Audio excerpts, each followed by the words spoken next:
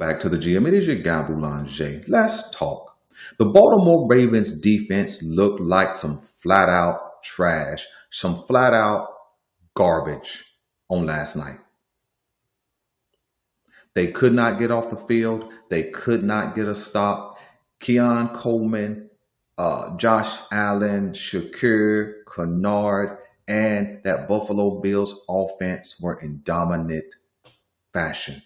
The Baltimore Ravens surrendered almost 500 yards. You know what that puts us? That puts us in the position of being dead last. All we heard all off season, including me, I said it, all we talked about all off season was how much better we should be. After the draft, Malachi Starks, difference maker. Mike Green, difference maker. The potential for Teddy Buchanan, who had some good plays last night for sure. And then we signed Jair Alexander in the beginning of July. Oh, we had done it. We ain't done nothing.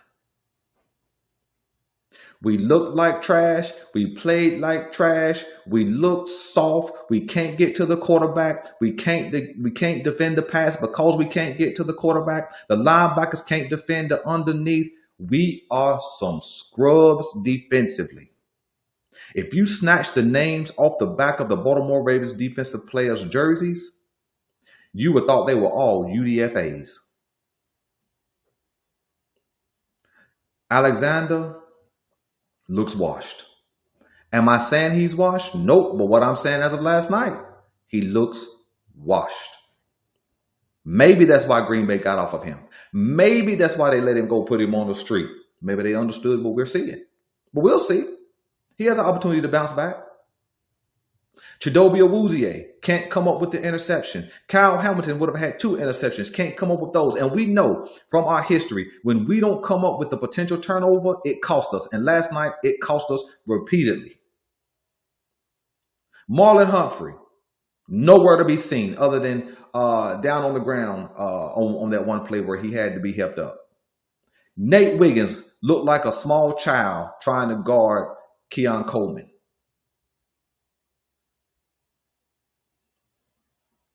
And our defensive front, no matter who was on the field, stonewalled.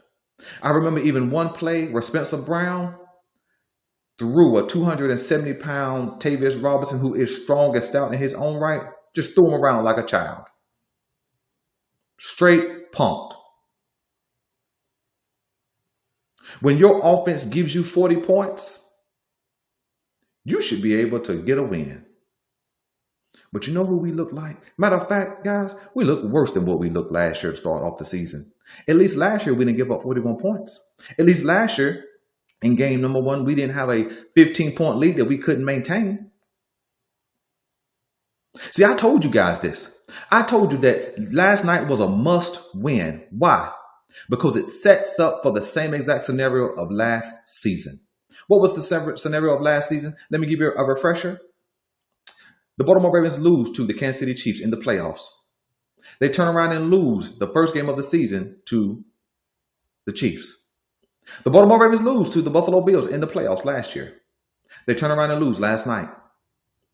The Baltimore Ravens second game of the season last year played against the Raiders, a team with good interior and a solid superstar level edge rusher. Well, next week we play Myles Garrett and his interior line. They're tough from front to back. And a makeshift offense, which is what the Raiders were last year. I made this point.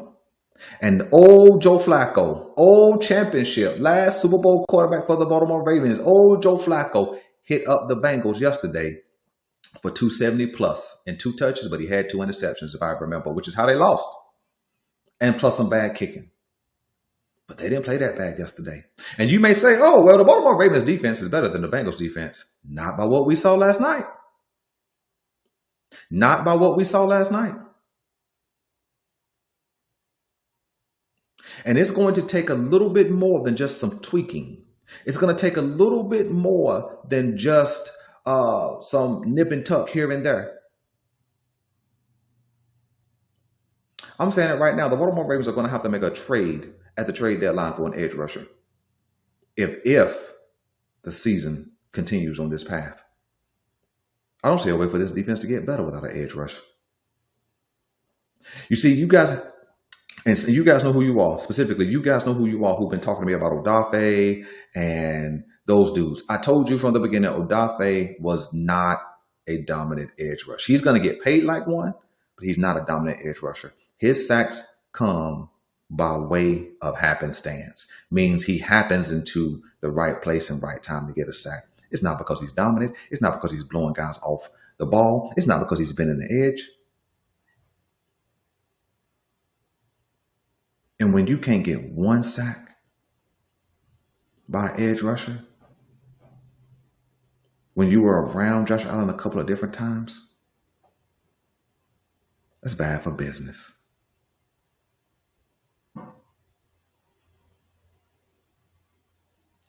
This is sad.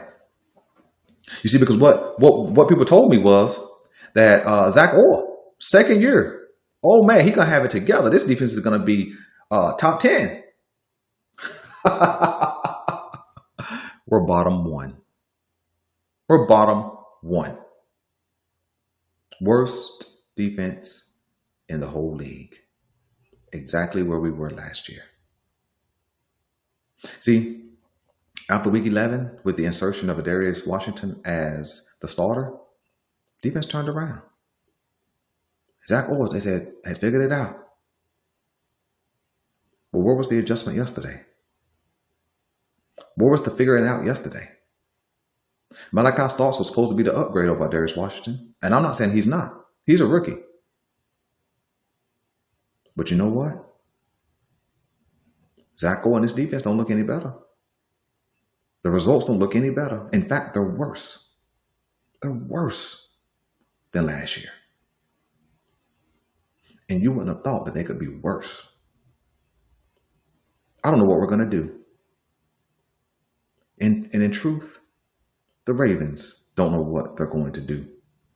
Let's listen to Kyle Hamilton explain that. Is it doubly annoying that you knew that they had to pass? You guys still couldn't stop them. Like, what was that? The first part? Is it doubly annoying that you knew that they had to pass to move the ball downfield? Sure. Yeah, I mean, you talk about it all off season how we struggled last season in the beginning, and it's a new year, it's a new team, and then we come out and do that, and it's like we're saying the same things, or we're saying something different, but we're doing the same thing. So I don't know if it's something mentally that we got to get over, it's a mental block, but like I look up at the scoreboard when they're about to kick the field goal and it says they got like 400 passing yards or something about to throw up on the field. So yeah, when you listen to Kyle Hamilton, he says he don't really know what the issue is. He calls it a mental block. Ain't that what I told you about this team? Didn't I tell you guys this last season? Didn't I tell you guys in a live stream, I believe, that it was mental? These guys are a front-running team, and when they can't live on the big play, and when they can't sustain drives, see, because the big play does two things. It scores a lot of points, but it scores them in a hurry, which puts that defense back on the field quickly. You saw times yesterday where that defensive front looked like it was gassed. Look at the time of possession. Buffalo controlled the time of possession because a front-running team, which is what we are, hit the big play. Derrick Henry 40 yards. Derrick Henry 40 yards. Zay Flowers 40. It looks good, but it looks terrible at the same time when you lose. Would you rather have a 5-minute drive, 12 plays for a touchdown, or the 40-yard touchdown? I guess it depends on the outcome, doesn't it? But when the Baltimore Ravens try to be methodical offensively, they seem to stumble. But another team's offense, they seem to be methodical against our defense. They seem to be able just to control the ball, 4 yards here, 7 yards here, first down. 8 yards here, 3 yards here, first down. 4 yards, 4 yards, 4 yards, first down. All the way down the field. Because we can't get stops. This is terrible.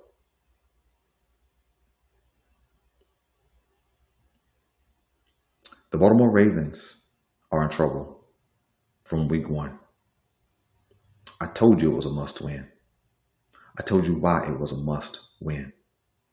And let me put you on notice right now. Week number 2 at home versus Cleveland is upset alert. Because if we can't hit the big plays on Cleveland, but if we also can't be methodical and move the ball, we're in trouble. Once again, the Baltimore Ravens defense gets pumped. And ain't nobody got answers. If Kyle don't have answers, nobody on their defense has answers. You guys let me know what you want me to know. I'm out.